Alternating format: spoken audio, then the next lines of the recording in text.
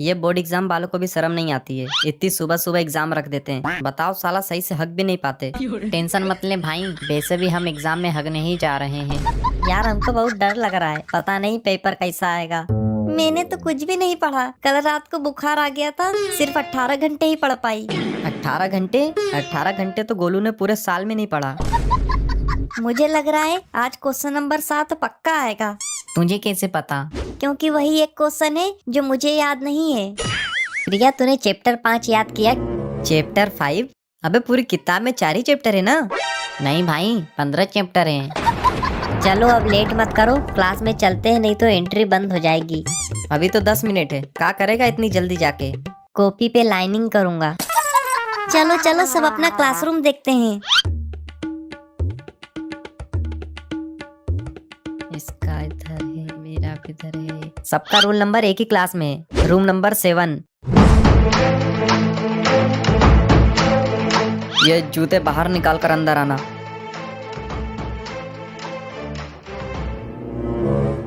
ठीक है जाओ।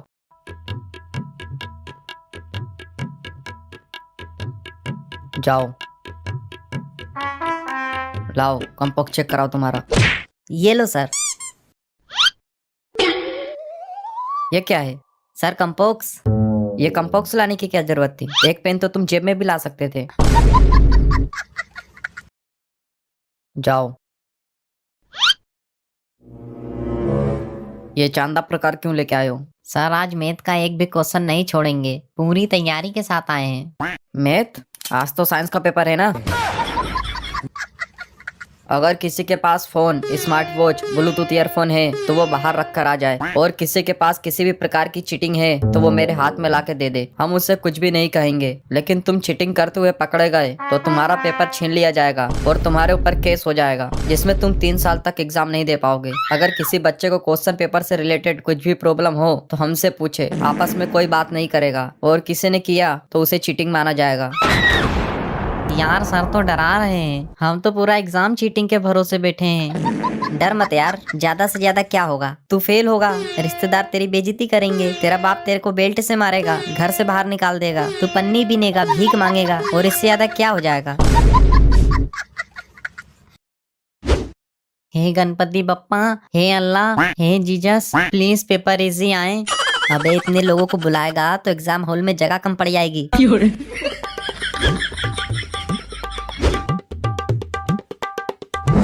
मेरे को क्वेश्चन 1 आ रहा है, 2 भी आ रहा है, 3 भी आ रहा है, 4, 5, 6, 7, 8, 9, 10। हमको तो सभी क्वेश्चन आ रहा है। वाह यार क्या बात है। मुझे तो एक भी क्वेश्चन नहीं आ रहा। किसी को भी क्वेश्चन पेपर से रिलेटेड कोई प्रॉब्लम या कंफ्यूजन हो तो हमसे पूछे, कोई भी आपस में बात नहीं करेगा। सर एक प्रॉब्लम है। क्या है? सर ये क्वेश्चन नंबर 5 गलत है, साइंस के पेपर में रिश्तेदारों के बारे में पूछ रहा है। 1 मिनट मुझे देखने दो।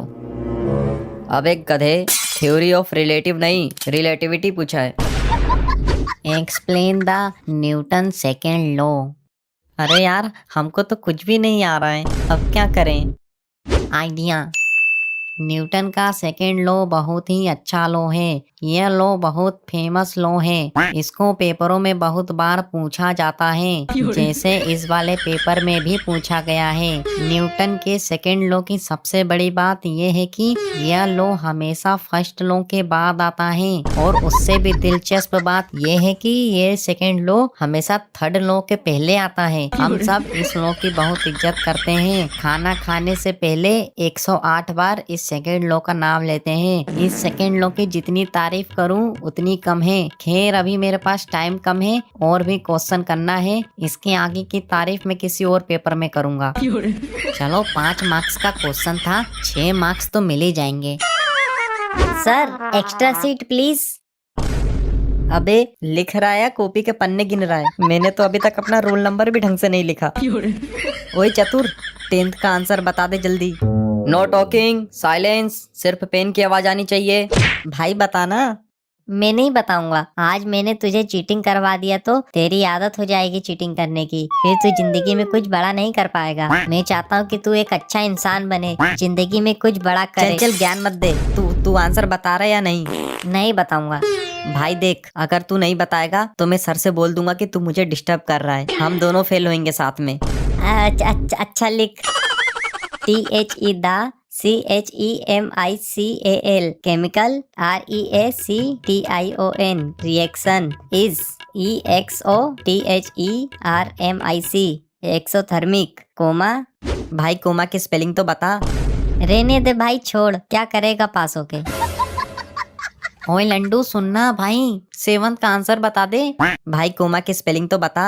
अरे भाई, इम्पोर्टेंस ऑफ ऑक्सीजन। अच्छा हाँ लिख। हमारे लिए oxygen is very important. We all dead without oxygen. We all takes oxygen and release carbon dioxide. लेकिन इसके अपोजिट पेड़ पौधे takes carbon dioxide and during photosynthesis oxygen छोड़ते हैं। पेड़ पौधे ईट बाय गाय। गाय इज अवर मदर। गाय के 2 कान भी होते हैं, बट गाय हैव ओनली 4 टांग। बस पूंछ एक ही होती है। हाँ, गाय के 2 सिंग भी होते हैं। गाय हैव 4 दूध के थन that give us milk. Milk is very important for us. Milk color is white, but oxygen color is transparent. So oxygen is very important for all of us. Thanking you, you are obediently. भाई मैं भी यही लिखूंगा तो same same हो जाएगा। एक काम कर, गाय की जगह बेल लिख दे, अलग अलग हो जाएगा। हाँ लेकिन भाई, बेल दूध कहाँ देता है? अबे तू बस लिख दे, वो कौन सा तेरे बेल का थन देखने आने वाले हैं। Sir extra seat.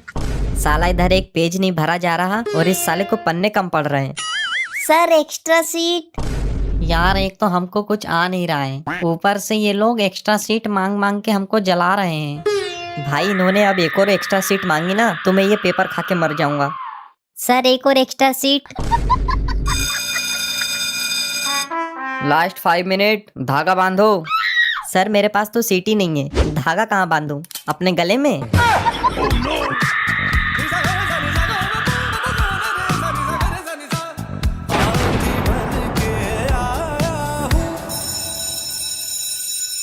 Time up, छोड़ो पेन, अब कोई नहीं लिखेगा। ये लो सर, मैंने पूरा पेपर कर दिया। सर बस 1 सेकेंड, बस एक आखिरी line. To be continued in supply exam.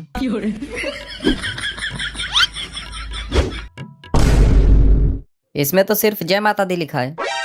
Sir भक्ति में ही शक्ति है। सर आप प्लीज मार्क्स दे दीजिएगा, आपको माता रानी की कसम। यार मैंने तो बस 98 मार्क्स का करके आई हूँ। प्रिया 4th वाले का आंसर 2.5 था या 2.6? 2.5 सही है, मेरा भी 2.5 ही आया था। लंडू तेरा क्या आया था? मेरा तो रहमान डकैत आया था।